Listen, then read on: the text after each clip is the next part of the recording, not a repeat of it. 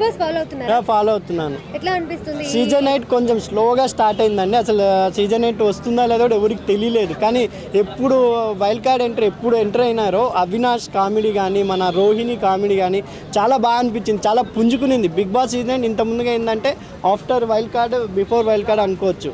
మన ఓన్లీ మణికంఠ వైపే అన్ని కెమెరాలు కానీ బిగ్ బాస్ అన్నీ జరిగేటి. ఇప్పుడు వైల్డ్ కార్డ్ ఎంట్రీతో పీక్ అందుకునింది. ఇంకా మొన్న అయితే అసలు బిగ్ బాస్ ఇచ్చే దిమ్మ తిరిగే మైండ్ ఇచ్చారు. ఇప్పుడు బిగ్ బాస్ అనాలిసిస్ ఉంటారు కదా బయట, వాళ్ళకు కూడా అర్థం కాలేదు. ఎక్స్ హౌస్మెంట్స్ మామూలుగా సీజన్ 7 వరకు ఏం చేశారు, వచ్చి మంచిగా పార్టీ చేసుకొని వాళ్ళ మెమోరీస్ బిగ్ బాస్లో వాళ్ళు ఏం చేస్తున్నారు అవన్నీ ఎంజాయ్ చేసుకుని వెళ్ళారు. ద ఫస్ట్ టైం సీజన్ 8లో ఎక్స్ హౌస్మెంట్స్ అని వచ్చి వాళ్ళు నామినేషన్ చేయడం అనేది ఇదే ఫస్ట్ టైం. వాళ్ళు కూడా ఊహించుంటారు ఇంత ఛాన్స్ వస్తుందని. ఎందుకంటే ఎవరికి రాదు కదా గోల్డెన్ ఛాన్స్. ఎందుకంటే ఎగ్జాంపుల్ సోనియా గారు ఆమె ఎంత నెగిటివ్ అయ్యారు బిగ్ బాస్ రాగానే. అన్ని ఛానల్స్ ఇంటర్వ్యూస్లో కూడా చెప్పారు చాలా బ్యాడ్ అయిందని. ఆయన ఒక ఛాన్స్ రాగానే వచ్చి మెల్లగా నిఖిల్ని ప్రేమగా నా కొడుకు నా బిడ్డ అని పెట్టి అని క్లాస్గా ఉంటారులే, అంతగా ఏమి ఉండదు. సోనియా ఉన్నప్పుడు కూడా నామినేషన్ అంత టక్కఫార్ ఉండదు అనుకున్నా. కానీ అసలు ఏమన్నా ట్విస్ట్ ఇచ్చారు సోనియా గారు, దిమ్మ తిరిగే మైండ్ ట్విస్ట్ ఇచ్చారు. 100% ఆమె చూసి వచ్చారు కదా, ఆమె కూడా పాపం నిఖిల్ వాళ్ళ మధ్య ఏదో ఉన్నట్టు బయట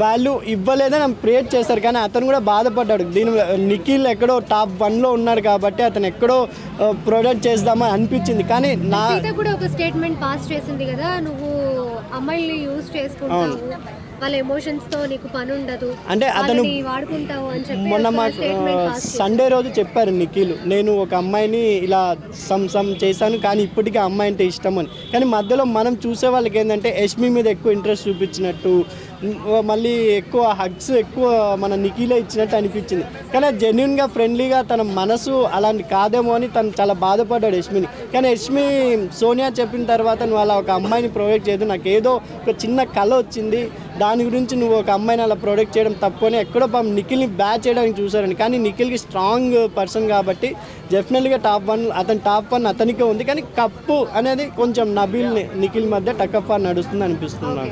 ఆల్రెడీ నబీల్ ఎలిమినేట్ అయిపోయాడని చెప్పి బయట ఒక టాక్ వస్తుంది. కానీ నాకు తెలిసినంత వరకు పృథ్వీయో యష్మి వెళ్ళిపోతాను అనిపిస్తుంది. ఎందుకంటే నబీల్ ఈ స్ట్రాంగ్ పర్సన్. నబీల్ వెళ్ళిపోతే ఇంకా సీజన్ 9 మేము చూడమండి. ఎందుకంటే ఒక స్ట్రాంగ్ పర్సన్ని ఇష్టపడిన ఇప్పుడు ప్రేక్షకుల అభిప్రాయాన్ని గౌరవించాలి బిగ్ బాస్. కొన్ని అవినాష్ని ప్రొటెక్ట్ చేశారు.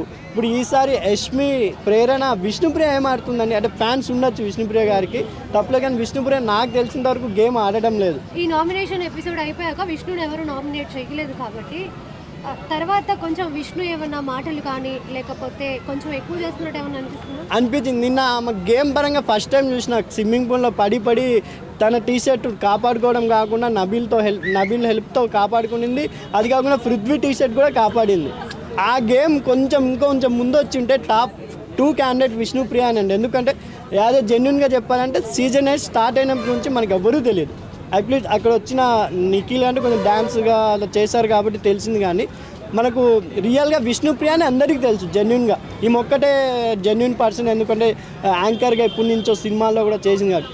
As a Bigg Boss season ఎప్పుడు స్టార్ట్ అయిందో విష్ణుప్రియని నేను చూశాను. ఎక్కువ ఆమెకే ఓట్ చేసాం. కానీ ఆమె పృథ్వీ అంటే ఎప్పుడు పడిందో ఆమె గేమ్ పరంగా కొంచెం డల్ అయింది. వచ్చిన హౌస్మెంట్స్ కానీ శివాజీ గారు కానీ మన అమర్దీప్ కానీ వీళ్ళంతా చెప్పారు కొంచెం గేమ్ ఆడు విష్ణుప్రియ, నువ్వు ఒకరినే గివప్ ఇస్తున్నారు. ఓన్ సిస్టర్ కూడా చెప్పారు, మన విష్ణుప్రియ ఓన్ సిస్టర్ కూడా. కానీ విష్ణుప్రియ ఇంకా పృథ్వీ అంటే పడుతుంటే ఆమె టాప్ 5 కూడా అవకాశం కోల్పోతుందేమో నా అభిప్రాయం అండి. Okay, thank you.